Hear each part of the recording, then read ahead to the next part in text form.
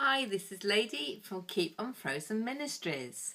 Now today I'm thinking about values and I haven't really got a full answer for you. I'm still exploring because you see the other day I looked out on the groundswork that was happening in the garden and I saw the slab of concrete which we'd commissioned, which will eventually hold a workshop, and the other smaller slab that seemed to go on forever, which were for the foundations for the wall.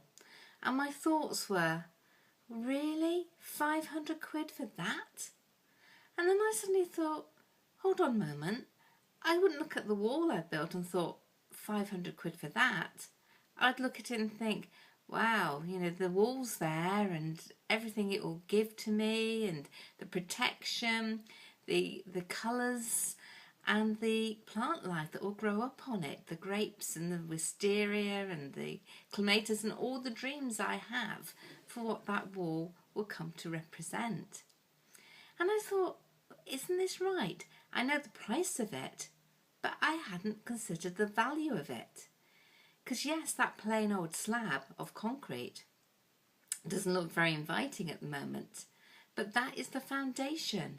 It's the foundation of what will come. And it got me to thinking, they say we know the price of everything but the value of nothing. And it probably is a little true, because how do we decide the value of things? What makes a value? Is it price? Is money the only way we do that? Or can we measure in other ways? Perhaps in love? Because you see, when we think of the value of Jesus in our life, or the value of God and the Holy Spirit working on our lives, how can we place a value on that? It's a free gift given to us and we accept it and we just benefit from it every single day. And the value, it is priceless. But what about those who value things and it always goes with the price?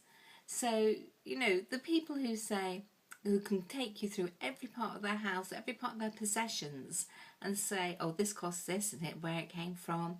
And they can label it and give it an amount. And of course they're even more thrilled when it was a bargain and now it's worth more, or whether it's something they've invested in and it's increased. But like all investments, things go up and things go down. And the thing about values is sometimes you don't realise how valuable something or someone is until you lose it. Now this can be with our possessions, and there's a great parable about the woman who loses her coin that was part of her headdress and how she had to search frantically for it because it was so important to her. Of course, the analogy of that is that Jesus searches for each one of us as well, because we are priceless to him. He doesn't put a value on our lives. He just knows that without us in his life, without that relationship with him, that life is not complete. I look at the books that God put in my heart to write. So we've got Unfrozen, we've got Colouring 101, and of course we've got Colours of Unfrozen, the colouring book. And of course they have a price on it. The price is at the back with the barcode, and that's the price that other people pay to look at my work. But the value of that is, for me, the hours that I spent writing it, the hours I spent researching and talking to other people about it. And with the colouring books, the hours I spent sitting next to my daughter Abby Rose and having the great time of her company as we put it together. I can't put a price on that, but it's so part of my experience of life now that I'm just so rich because of it. So what do you value? How do you value the relationships in your life, the ones that mean so much to you? And how do you value God in your life? Time might be another way of valuing, because the more time you give to something, the more interest you have, the more development you have for the relationship. So perhaps that is a good way of exploring it.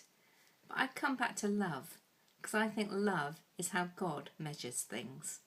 He just pours out his love time and time again and gives his mercy when you think I'm loveless. He is saying, no, I still love you. And that is just worth the world. It's worth the world to me. What about you? let me know. Lady Adey, keep unfrozen.